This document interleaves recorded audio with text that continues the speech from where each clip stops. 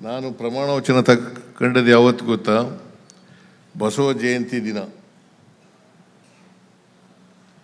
2013 ಮೇ 13ನೇ ತಾರೀಕು 2013 ಮೇ 13ನೇ ತಾರೀಕು ನಾನು ಈ ರಾಜ್ಯದ ಮುಖ್ಯಮಂತ್ರಿ ಆದೆ. ತಗೊಳ್ಳುವಾಗ ಪ್ರಮಾಣ ವಚನ ತಗೊಳ್ಳುವಾಗ ಅವತ್ತು ಬಸವ ಜಯಂತಿ ದಿನನೇ ತಗೋಬೇಕು ಅಂತೇಳಿ ತಗೊಂಡೆ. ಕಾರಣ ಯಾಕಪ್ಪ ಅಂತಂದರೆ, ನಾವು ಸಾಮಾಜಿಕ ನ್ಯಾಯದಲ್ಲಿ ನಂಬಿಕೆ ಇರ್ತಕ್ಕಂಥವ್ರು, ಸಂವಿಧಾನದಲ್ಲಿ ನಂಬಿಕೆ ಇರ್ತಕ್ಕಂಥವ್ರು. ಬಸವಣ್ಣ, ನಮ್ಮ ಬಾಬಾ ಸಾಹೇಬ್ ಅಂಬೇಡ್ಕರ್ ಅವರು ಏನು ಹೇಳ್ತಾರೆ, ಸಮಾಜ ಆಗಬೇಕಾದ್ರೆ, ಜಾತಿ ಹೋಗ್ಬೇಕಾದ್ರೆ ಎಲ್ಲರಿಗೂ ಕೂಡ ಆರ್ಥಿಕ ಸಾಮಾಜಿಕ ಶಕ್ತಿ ಬರಬೇಕು. ಆರ್ಥಿಕ ಸಾಮಾಜಿಕ ಶಕ್ತಿ ಬರಬೇಕು. ರಾಜಕೀಯ ಸ್ವಾತಂತ್ರ್ಯ, ಸಾಮಾಜಿಕ ಪ್ರಜಾಪ್ರಭುತ್ವ, ಆರ್ಥಿಕ ಪ್ರಜಾಪ್ರಭುತ್ವ ಈ ತಳಹದಿಯ ಮೇಲೆ ನಿಂತಿದೆ. ಈ ತಳಹದಿಯ ಮೇಲೆ ನಿಂತಿದೆ. ರಾಜಕೀಯ ಸ್ವಾತಂತ್ರ್ಯ ಯಶಸ್ವಿ ಆಗಬೇಕಾದ್ರೆ ಪ್ರತಿಯೊಬ್ಬರಿಗೂ ಕೂಡ ಆರ್ಥಿಕವಾಗಿ ಸಾಮಾಜಿಕವಾಗಿ ಶಕ್ತಿ ಬರಬೇಕು. ಆ ಶಕ್ತಿ ಬಂದಾಗ ಮಾತ್ರ ಜಾತಿ ಹೋಗ್ಲಿಕ್ಕೆ ಸಾಧ್ಯ ಆಗ್ತದೆ. ಎಲ್ರಿಗೂ ಶಿಕ್ಷಣ ಸಿಕ್ಕಬೇಕು. ಏನ್ರಿ ಶಂಕರಪ್ಪ, ನೀವು ಈಗ ನಿಮಗೆ ಯಾರಾದರೂ ಜಾತಿ ಹೇಳೋಕ್ಕಾಗುತ್ತಾ?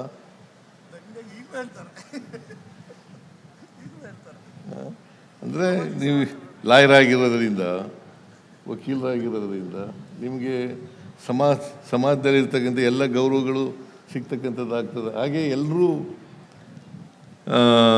ಬೋವಿಸ್ ಜನಾಂಗದವರು ಎಲ್ಲರೂ ವಿದ್ಯಾವಂತರಾಗಬೇಕು. ಆಗ ಮಾತ್ರ ಸಾಮಾಜಿಕವಾಗಿ ಶಕ್ತಿ ಬರಲಿಕ್ಕೆ ಸಾಧ್ಯ ಆಗ್ತದೆ. ನಿಮಗೆ ಸಾಮಾಜಿಕವಾಗಿ ಶಕ್ತಿ ಬಂದರೆ ಆರ್ಥಿಕವಾಗಿ ಕೂಡ ಶಕ್ತಿ ಬರಲಿಕ್ಕೆ ಸಾಧ್ಯ ಆಗ್ತದೆ. ಆರ್ಥಿಕವಾಗಿ ಸಾಮಾಜಿಕವಾಗಿ ಶಕ್ತಿ ಬಂದಾಗ ಮಾತ್ರ ಜಾತಿ ವ್ಯವಸ್ಥೆ ಹೋಗ್ಲಿಕ್ಕೆ ಸಾಧ್ಯ ಆಗ್ತದೆ. ಇಲ್ಲರೂ ಹೋಗುತ್ತಾ? ಹೋಗಿಲ್ಲ. ಯಾಕೆ ಹೋಗೋದಿಲ್ಲ ಅಂತಂದ್ರೆ ಈ ಕಾರಣಕ್ಕೋಸ್ಕರ.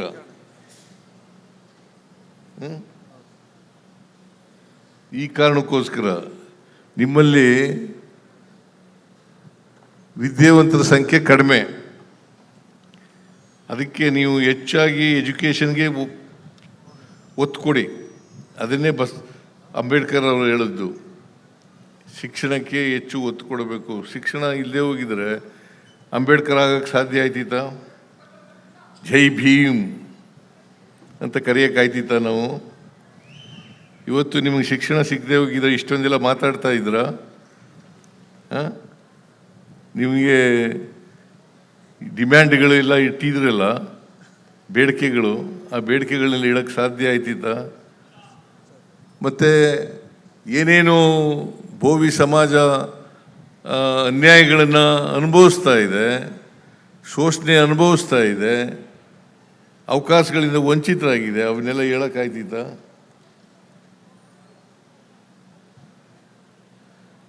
ನಾವು ಭಾಳ ಚೆನ್ನಾಗಿ ಹೇಳಿದ್ದಾರೆ ಸ್ವಾಮೀಜಿಯವರು. ಬೇಡಿಕೆಗಳನ್ನು ಕೂಡ ನನಗೆ ಎಲ್ಲ ಕೊಟ್ಟಿದ್ದಾರೆ. ಅವ್ರ ಭಾಷಣದಲ್ಲೂ ಕೂಡ ಹೇಳಿದ್ದಾರೆ. ನಾವು ನ್ಯಾಯ ಕೊಡಲಿಕ್ಕೆ ಪ್ರಯತ್ನ ಮಾಡುತ್ತೇವೆ. ಯಾರಿಗೂ ಅನ್ಯಾಯ ಆಗಲಿಕ್ಕೆ ಬಿಡಲ್ಲ. ನ್ಯಾಯ ಕೊಡ್ತಕ್ಕಂಥ ಕೆಲಸವನ್ನು ಮಾಡ್ತೇವೆ. ಒಬ್ರಿಗೆ ಒಂದು ನ್ಯಾಯ, ಇನ್ನೊಬ್ಬರಿಗೆ ಒಂದು ನ್ಯಾಯ ಮಾಡೋದಿಲ್ಲ. ಎಲ್ರಿಗೂ ಸಾಧ್ಯವಾದ ಮಟ್ಟಿಗೆ ನ್ಯಾಯ ಕೊಡಲಿಕ್ಕೆ ಪ್ರಾಮಾಣಿಕವಾಗಿ ಪ್ರಯತ್ನ ಮಾಡ್ತೀವಿ. ಇವತ್ತು ನಾವು ಗ್ಯಾರಂಟಿ ಯೋಜನೆಗಳನ್ನು ಜಾರಿ ಮಾಡಿದ್ದೀವಿ. ಅದರಲ್ಲಿ ಎಲ್ಲ ಬಡವರಿಗೂ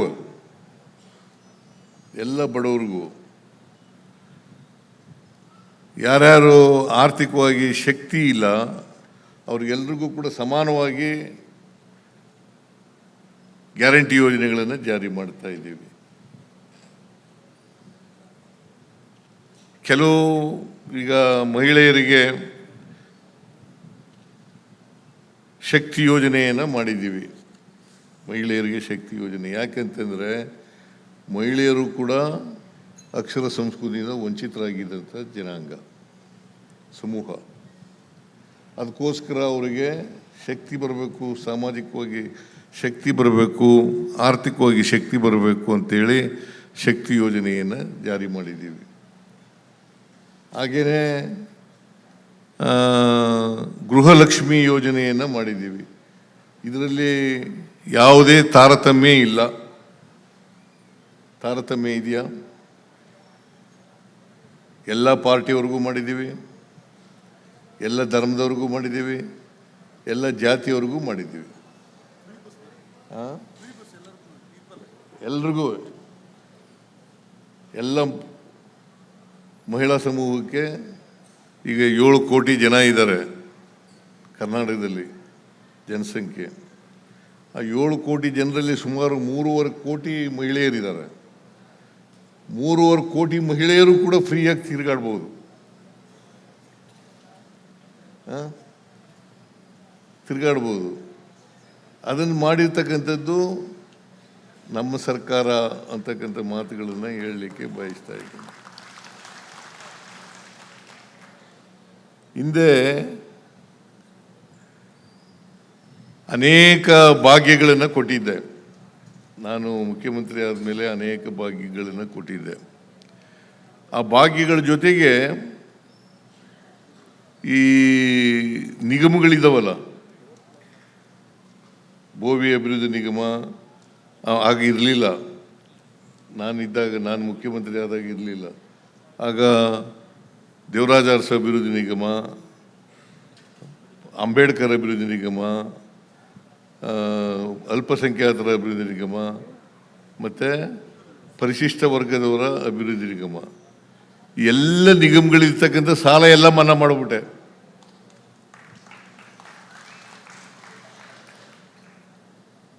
ಅದರಲ್ಲಿ ಬೋವಿ ಜನಾಂಗದರು ಬರ್ತಾರೆ.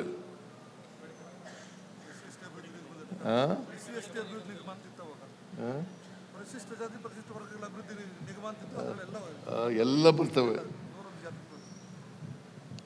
ಯಾಕೆ ಮಾಡಿದೆ ಅಂತಂದರೆ ಅವ್ರಿಗೆ ಶಕ್ತಿ ಇಲ್ಲ ಅನ್ನೋ ಕಾರಣಕ್ಕೋಸ್ಕರವಾಗಿ ಸಾಲ ತೀರಿಸಲಿಕ್ಕೆ ಶಕ್ತಿ ಇಲ್ಲ ಅನ್ನೋ ಕಾರಣಕ್ಕೋಸ್ಕರವಾಗಿ ಮಾಡಿದೆ. ಅದರಿಂದ ಈಗಲೂ ಕೂಡ ನೀವು ಇದನ್ನು ಪ್ರಸ್ತಾಪ ಮಾಡಿದಿರಿ, ನಾಗಮೋಹನ್ ದಾಸ್ ವರದಿ ಪ್ರಸ್ತಾಪ ಮಾಡಿದಿರಿ. ಈಗ ನಾಗಮೋಹನ್ ದಾಸ್ ವರದಿ ಮುಂದಕ್ಕೆ ಬಂದ್ಬಿಟ್ಟಿದ್ದೀವಿ. ನಾವು ನಾಗಮೋಹನ್ ದಾಸ್ ವರದಿಯಿಂದ ಮುಂದಕ್ಕೆ ಬಂದ್ಬಿಟ್ಟಿದ್ದೀವಿ. ಮುಂದಕ್ಕೆ ಬಂದು 6-6-5 ಅಂತ ಮಾಡಿದ್ದು. 6 ಎಡಗೈ ಮತ್ತು ಅವರ ಉಪಜಾತಿಗಳು, ಮತ್ತು 6 ಬಲಗೈ ಮತ್ತು ಉಪಜಾತಿಗಳು, ಬೋವಿ, ಕೊರಮ, ಕೊರಚ, ಲಮಾಣಿ, ಆಮೇಲೆ ಅಲೆಮಾರಿ ಜನಾಂಗದಗಳು 5 ಅಂತ ಮಾಡಿದ್ದು. ಈಗ ಅದನ್ನು ತಿದ್ದುಪಡಿ ಮಾಡಿ 5 1/4 4.25 ಅಂತ ಮಾಡಿದ್ದೀವಿ. ಇದು ಕ್ಯಾಬಿನೆಟ್ನಲ್ಲಿ ಒಪ್ಪಿಗೆ ಆಗ್ಬಿಟ್ಟದೆ. ಇದು ಕೂಡ ಕ್ಯಾಬಿನೆಟ್ನಲ್ಲಿ ತಂಗಡಿಗಿನೂ ಕೂಡ ಕ್ಯಾಬಿನೆಟ್ನಲ್ಲಿ ಇದ್ರು. ತಂಗಡಿಗೆ ಇದ್ದೇ ಇಲ್ವೇನಪ್ಪ? ನಾನು ಯಾರಿಗೂ ಹೆದರಿಕೆ ಏನಿಲ್ಲ. ಯಾರಿಗೂ ನಮ್ಮ ಸಿದ್ದರಾಮಯ್ಯನ ಮಂತ್ರಿಮಂಡಲದಲ್ಲಿ ಯಾರಿಗೂ ಹೆದರಿಕೆ ಇಲ್ಲ. ಏನಪ್ಪ, ಏನು ಹೆದರಿಕೆ ಇದೆಯೇನೆ ಹೇಳಿ. ವಾದ ಮಾಡೋದು ಬೇರೆ, ಒಪ್ಪಿಗೆ ಆಗೋದು ಬೇರೆ. ಒಪ್ಪಿಗೆ ಆಗಿದೆಯಲ್ವಾ? ಮತ್ತೆ ಅದರಿಂದ ಈಗ ಜಾತಿ ಗಣತಿ ನಡೀತಾ ಇದೆ, ಸೆನ್ಸಸ್ ನಡೀತಾ ಇದೆ. ಅದರಲ್ಲಿ ಈ ಮೊದಲನೇ ಸಾರಿಗೆ ಜಾತಿನೂ ಕೂಡ ಸೇರ್ ಮಾಡಿ ಅಂತ ಹೇಳಿದ್ದಾರೆ. ಜಾತಿ ಸೇರಿಸ್ತಾ ಇದ್ದಾರೆ. 1931 ಇಸ್ವಿನಲ್ಲಿ ನಿಂತೋಗಿತ್ತು. ಜಾತಿ ಸಮೀಕ್ಷೆ ಆಗಿದ್ದದು 1932. ನಿರ್ಭೀತ, ನಿಷ್ಪಕ್ಷಪಾತ, ವಿಶ್ವಾಸಾರ್ಹ ಸುದ್ದಿಗಳಿಗೆ ಮತ್ತೊಂದು ಹೆಸರಾಗಿರುವಂತ News18 ಕನ್ನಡ ಈಗ ಆಪ್ನಲ್ಲೂ ಲಭ್ಯವಿದೆ. ದಯವಿಟ್ಟು ಇಲ್ಲಿರುವಂತ QR ಕೋಡ್ ಸ್ಕ್ಯಾನ್ ಮಾಡಿಕೊಂಡು ಆಪ್ ಡೌನ್ಲೋಡ್ ಮಾಡೋದಕ್ಕೆ ಮರಿಬೇಡಿ. ನಿಮ್ಮ ಬೆಂಬಲ ಹೀಗೆ ಸದಾ ನಮ್ಮೊಂದಿಗಿರಲಿ. ಧನ್ಯವಾದ.